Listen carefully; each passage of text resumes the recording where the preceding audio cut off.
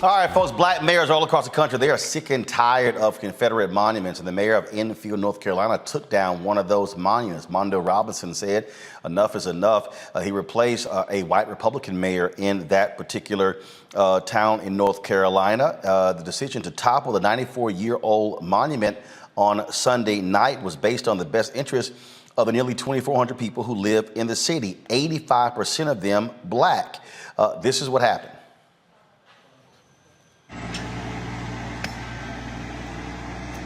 Yo, it's time for this monument to come down. People voted. I tried with a hammer. That wasn't enough. So now here come the tractors.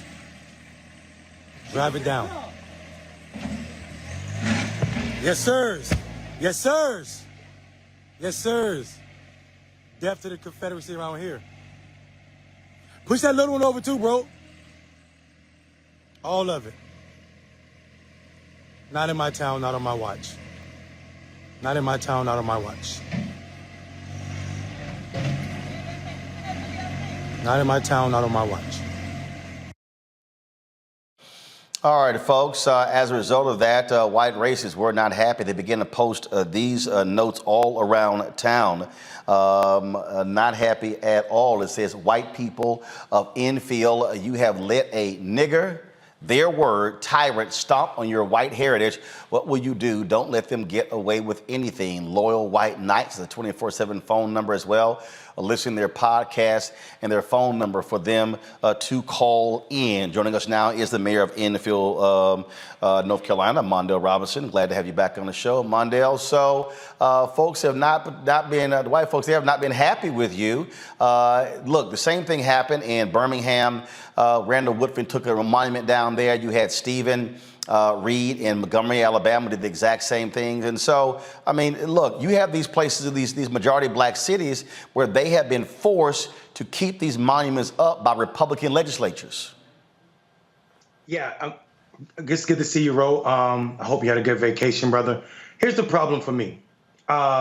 This monument has stood since 1928 in that park, and in my entire life, and I'm only 43 years old, that park was called the White Folk Park. It wasn't too recently till it got a name, Randolph Park. Everybody in Enfield know that park as the White Folk Park because black people first were not allowed there. When they were, that monument was at, a water fountain was added on that monument that said white folk only. Later in the years after it was placed there, they etched on the back some ode to other wars, but the main purpose of that Confederate monument, my man, was to remind black people that the Confederacy was still alive. And this is some of the sentiments we've received, not just that leaflet that you saw from the Klan, but some of the emails I've been receiving from white residents and also white people all over this country about the invisible empire and how black people need to understand that the Confederacy has never died and will never die. And I mean, you know, for me, it was a no-brainer.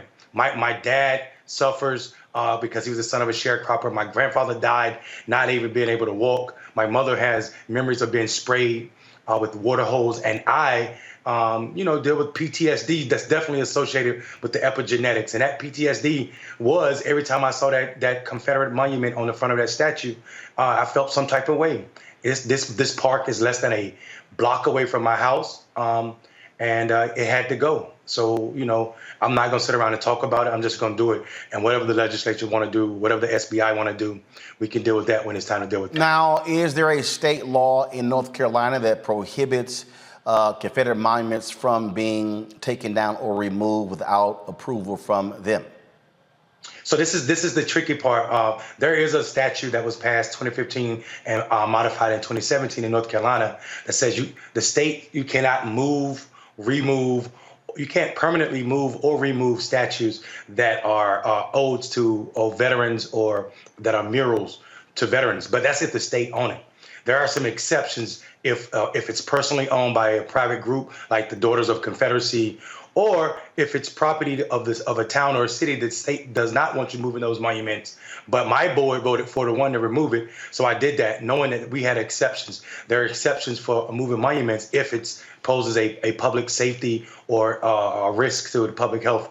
And I feel like Black children seeing this monument in the front of swing sets at a park is definitely a threat to their personhood. And I felt that's enough grounds to take it down the way I took it down. And so with this, with that particular statute, in the case of Alabama, there's a fine. There were people who stepped up, paid the fine in Birmingham, paid the fine in Montgomery, and they moved on. What are the repercussions you might face in North Carolina? So here's the tricky part. The SBI is doing the investigation, but when they interviewed me, they told me they were doing the investigation on behalf of Halifax County, the county where Enfield is. The problem with that is there's no client. I mean, there's no plaintiff in this case because the SBI was talking to me about destruction of property, personal property. Well, my town owns that property, so I don't know what destruction they're talking about.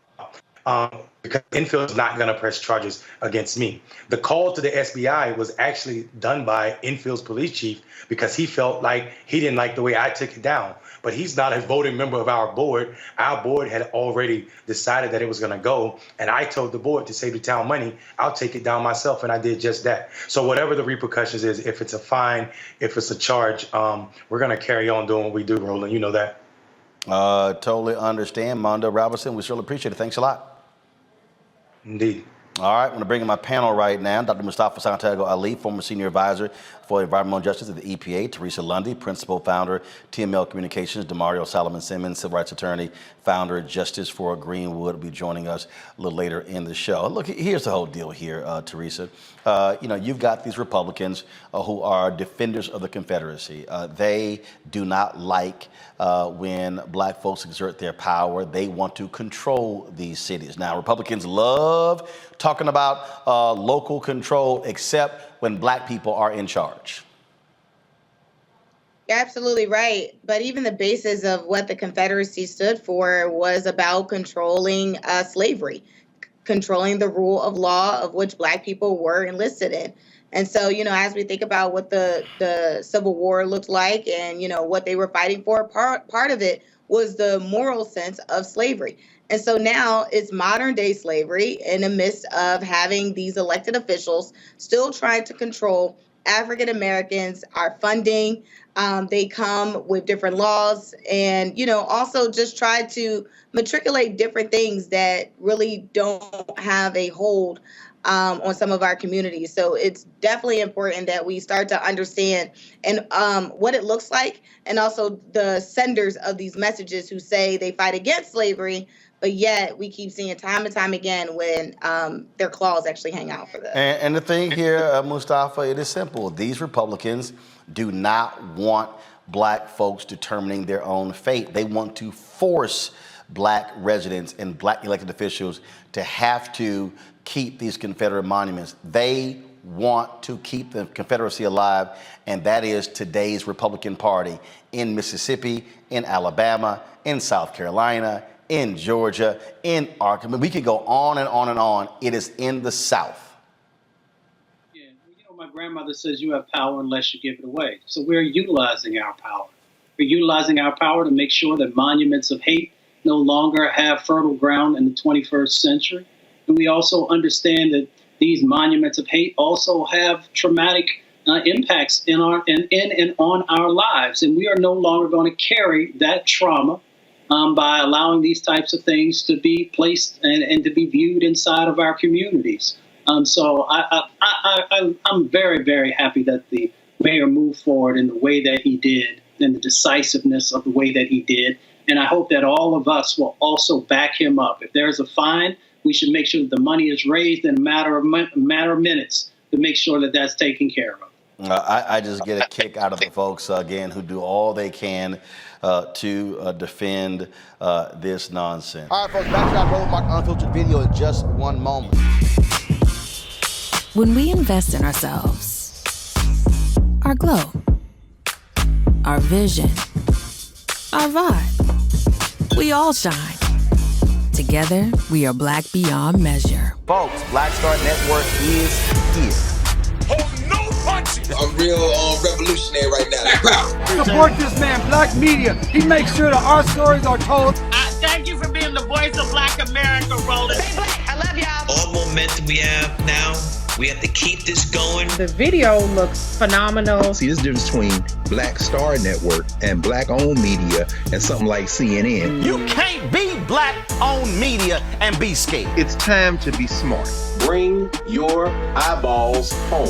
You dig?